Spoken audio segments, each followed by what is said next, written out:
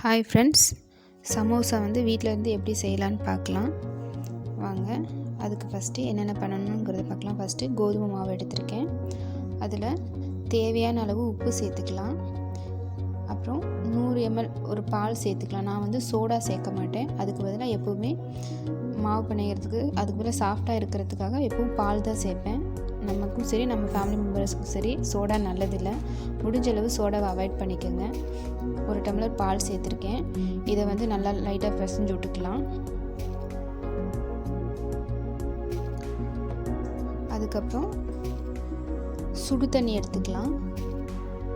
சுடு தண்ணியை கொஞ்சம் கொஞ்சமாக ஊற்றி நமக்கு தேவையான அளவுக்கு நல்லா பிசைஞ்சு எடுத்துக்கலாம் மாவை ஃபஸ்ட்டு.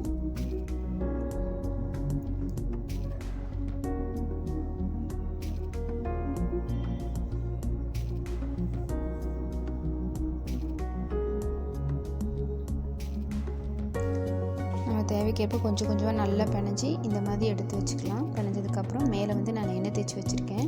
இப்போ மாவு இப்படி அழுத்துனா இந்த மாதிரி இருக்கணும். ரொம்ப ஹார்டாகவும் இருக்கக்கூடாது, ரொம்ப லூஸாகவும் இருக்கக்கூடாது. லூஸாக இருந்தால் எண்ணெய் குடிக்கும், ரொம்ப ஹார்டாக இருந்தால் ரொம்ப கெட்டியாக இருக்கும்.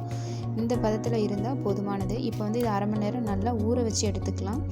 இது ஊறும்போது நம்ம இதுக்கு தேவையான மசாலாவை ரெடி பண்ணிக்கலாம். மேலே நல்லா எண்ணெய் தேய்ச்சிட்டு நல்லா மூடி வச்சுக்கலாம். இப்போ ஒரு பட்டாணியும் உருளைக்கிழங்கையும் நான் 2-3 விசில் வச்சு எடுத்திருக்கேன், வேக வச்சு எடுத்திருக்கேன். இப்போ தேவையான பொருள் பெரிய வெங்காயம் 2 கட் பண்ணி வச்சுருக்கேன், அரை தக்காளி, இஞ்சி பூண்டு பேஸ்ட்டு, கடுகு 1 ஸ்பூனு, சோம்பு அரை ஸ்பூனு. தக்காளி அதிகம் சேர்க்கக்கூடாது, அரை தான் சேர்க்கணும். உருளைக்கிழங்கு க்ளீன் பண்ணி எடுத்து வச்சுருக்கேன். பட்டாணி வேக வச்சு எடுத்து வச்சுருக்கேன்.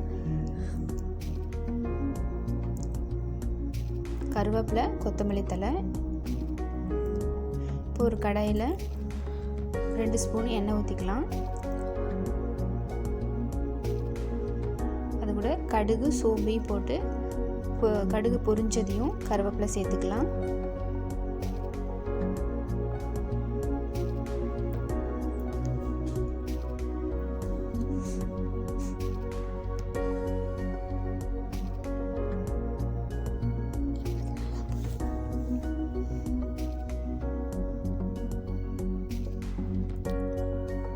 கட் பண்ணி வச்சிருக்கிற வெங்காயத்தை சேர்த்துக்கலாம்.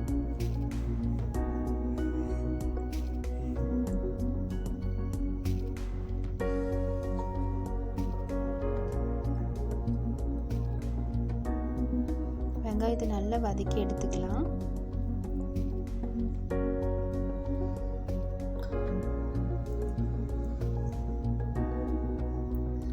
வெங்காயம் வதங்கும் போதே நல்ல தேவையான அளவு உப்பு சேர்த்துக்கலாம். நம்ம மசாலாவுக்கும் நமக்கு உருளைக்கிழங்கு பட்டாணி இதுக்கெல்லாம் சேர்த்து தான் இதிலே சேர்க்க போகிறேன். இப்போ அரை தக்காளியும் சேர்த்துக்கிறேன். தக்காளி நல்லா வதங்க வேண்டாம், லைட்டாக வதங்கினா போதும். இப்போ அந்த டைமில் இஞ்சி பூண்டையும் பேஸ்ட்டையும் போட்டு நல்லா வெங்காயத்தோடு நல்லா வதக்கிட்டேன். இப்போ மஞ்சத்தூள் அரை டீஸ்பூனு, சிக்கன் மசாலாத்தூள் 1 ஸ்பூனு, குழம்பு மிளகாத்தூள் 1 ஸ்பூன் சேர்த்துருக்கேன். ஸோ இதை நல்லா வதக்கிக்கலாம். 1 நிமிஷம் நல்லா கிளறி வதக்கி எடுத்துக்கலாம். இப்போ பட்டாணி சேர்த்துருக்கேன். பட்டாணி நல்லா 1 நிமிஷம் நல்லா கிளறி எடுத்துக்கலாம். பட்டாணியில் உப்பு சேரணும், அதனால் ஒரு 2 நிமிஷம் நல்லா வதக்கிக்கலாம். அதுக்கப்புறம் 2 நிமிஷம் ஆச்சு நல்லா. இப்போ உருளைக்கிழங்கு இதோடு சேர்த்துக்கலாம். உருளைக்கிழங்கு 1 நிமிஷம் போட்டதுக்கப்புறம் நல்லா 1 நிமிஷத்தை நல்லா கிளறி விட்டுக்கலாம். அதுக்கப்புறம் அது கூட கொத்தமல்லி தழை போட்டுக்கலாம்.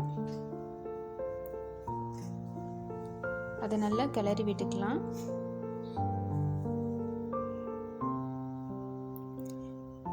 அவ்வளோதான், சமோசாவுக்கு தேவையான மசாலா ரெடி. இப்போ நம்ம பிணைஞ்சி வச்ச சப்பாத்தி மாவில் ஒரு உருண்டையை நமக்கு தேவையான அளவு ஒரு உருண்டை எடுத்து இப்போ நம்ம நல்லா மெலிசாக தேய்ச்சி எடுத்துக்கலாம். நல்லா ரொம்ப மொத்தமாக இருக்க வேண்டாம், நல்லா ஓரளவுக்கு மெலிசாவே இருக்கட்டும்.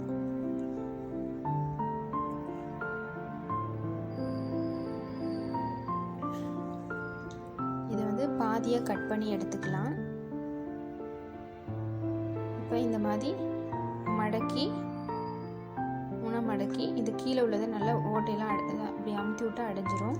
இப்போ நம்ம மசாலா ரெடி பண்ணி வச்சுருந்தீங்களா, அதை இதுக்குள்ளே வச்சுக்கலாம்.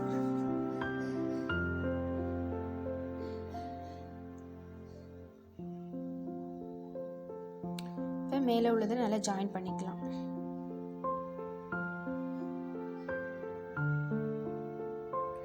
இதே மாதிரி எல்லாத்தையும் நம்ம வந்து செஞ்சு எடுத்து வச்சுக்கலாம்.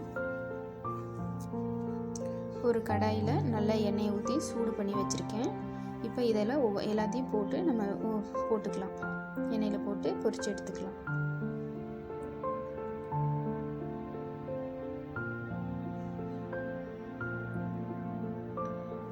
இப்போ அடிக்கடி அப்படியே திருப்பி விடணும். ஒரு பக்கமாக வேகக்கூடாது. அப்போ ஒரு நிமிஷம் அது 2 பக்கமும் திருப்பி வேக வச்சு எடுத்துக்கலாம்.